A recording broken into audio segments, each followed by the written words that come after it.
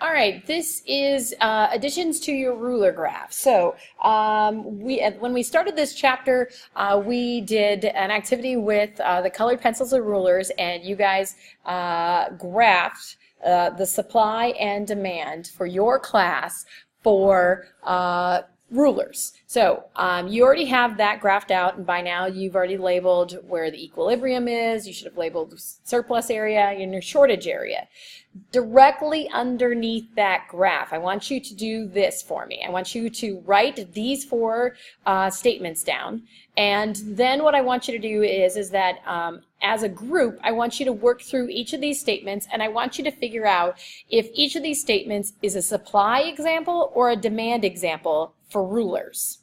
Okay, go through and look at your factors chart for factors that cause a change in demand, and your factors chart for supply, factors that cause a change in supply.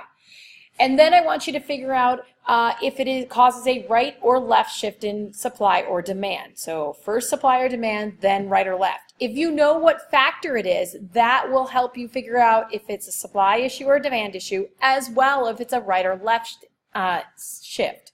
So take those two things, and then I want you to draw the graph. So now that we are actually drawing both of them on the same graph, I should see a demand curve. I should see a supply curve. Both of them need to be on that graph now. And I made a big boo-boo, and I did not go and label my axes. Please make sure you label your axes, price and quantity. And then I want you to illustrate on your graph what happens to either the supply or demand curve, either a right shift or a left shift. So draw one of them. And then I want you to tell me what happens to equilibrium as a result. So does the price go up or down? Does quantity go up or down? Remember, equilibrium has two parts, price and quantity. You need to talk about both. You cannot tell me equilibrium goes up. That doesn't answer the question. There's two parts to it, and price and quantity don't always go in the same direction. So what I would like you to do is I would like you to pause this video right now. I want you to spend some time as a group talking about this, go through those four things, figure out if each one is a supply or demand example, right or left, draw the graph, including what happens to your shift, and then determine what happens to equilibrium. Once everybody has those things figured out for each of these four sentences, then I want you to play the video back again, and I will go through the answers.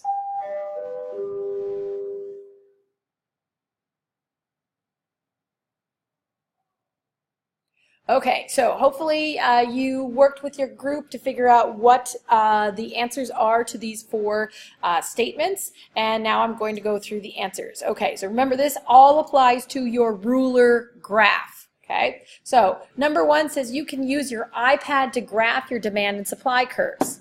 How does that impact your ruler graph? Well, think about it. What did we use the rulers for?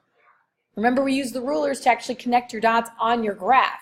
Well, if you don't have to put it on paper and you could use your iPad to do that, that will definitely impact your demand. Why? Because your iPad is considered then a substitute for your rulers, because you could use the iPad instead of doing your graphing on a paper. So if the iPad is considered a substitute, then that's going to affect your demand for rulers, and it's going to cause it to shift to the left. So then what we're going to do is we're going to draw the graph, and so remember, here's our demand curve, so we're going to shift it to the left, and that's what it's going to look like. And then we're going to look at what happens to equilibrium. So price and quantity. So here was our original equilibrium, here is our new equilibrium. So price, equilibrium price went down, and from our quantity, remember, here's our original equilibrium quantity, here's our new quantity, our quantity also went down. All right, number two says the cost of ink decreases. All right, how does that have to do with ruler?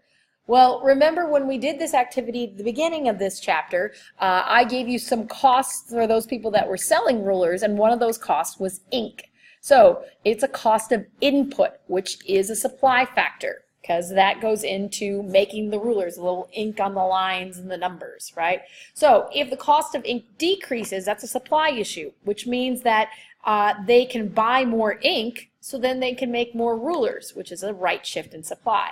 So drawing on your graph, here is your right shift in supply. And then we have to look at what happens to equilibrium, price, and quantity. So here's our original price and quantity. Here's our original equilibrium. So here's our original price. Here's our new price. If you need to draw in those dotted lines, do that. Okay? So what happened to our price? Our price went down. Now here's what happened to our equilibrium quantity. Here's our original quantity. Here's our new quantity. Our quantity went up. All right, number 3, producers expect the price of rulers to rise next week. Okay, so first of all, the word producers by itself, that tells you that it is supply, okay? The other part here is it says next week, so it tells you expectations. Now, the big thing that you have to remember is that now there are 2 expectations. There's a producer expectations and there's a consumer expectations. How do you tell the difference? Well, you look at the difference based off from who's doing the expecting. In this case, I specifically said producers. I could have said producers, I could have said suppliers, I could have said companies. All of those things would have indicated that it's supply producers' expectations. If I wanted it to be demand, I would have had to say consumers expect, people expect, customers expect. That would make its demand expectations. But because I specifically said producers, it's supply. Now, because producers expecting the price to rise next week, okay, remember, producers like high prices. And if they expect the price to go up next week, they don't want to offer rulers for sale now. So this is going to be a left shift in supply now. So left shift in supply, we're going to draw over here. So here's our left shift. Okay, now we have to take a look at what happened to equilibrium, price, and quantity. So originally, here's our equilibrium. So here's our original equilibrium price. Here's our new equilibrium price. What happened to my price? It went from here to here. Well, my price went up. And then what happened to my equilibrium quantity? Here's my original equilibrium quantity. Here's my new quantity. My equilibrium quantity went down. All right, last one. Number 4 says you get colored pencils for free with the purchase of a ruler. All right, how does colored pencils relate to rulers? Well, in this activity, when we started this at the very beginning of this chapter, if you remember, I gave everybody $15 and I said you needed to buy 5 colored pencils and 1 ruler. Okay, so in this instance, colored pencils went along with rulers. What was that factor that had to do with something going with something else? Complements, right? Complements is a demand factor. So this is a change in demand. Okay, and then because, hey, I'm getting colored pencils for free with the purchase of a ruler, is that going to increase the amount of rulers that people are buying or decrease the amount of rulers they're buying? It's going to increase it, right? Which is a right shift, because the more people are going to be willing to buy rulers because, hey, I get free colored pencils. Woohoo! All right, so now I'm going to graph it. So here's my original demand curve. Here's my new demand curve. Now I have to look at what happened to my equilibrium, price, and quantity. So here was my original price. Here's my new price. What happened to my price? Price went up. Okay, equilibrium quantity. Here's my original equilibrium quantity. Here's my new quantity. What happened to my quantity? Quantity went up as well. Okay, so as you can see, you're going to have to know those factors that cause a change in supply and the factors that cause a change in demand very, very well, because now we're going to mix them all up. So the next thing that we have to do, you guessed it, is we're going to have to do an index card activity. So the next video that you're going to watch is going to explain how we're going to do the index card activity for equilibrium. Okay, remember, you do need to know those factors that cause a change in demand, the factors that cause a change in supply. You were supposed to have both of those charts from those 2 chapters in your notebook. Hopefully you have paper copies because you're going to need them now. All right, that's it for now. Let me know if you have any questions.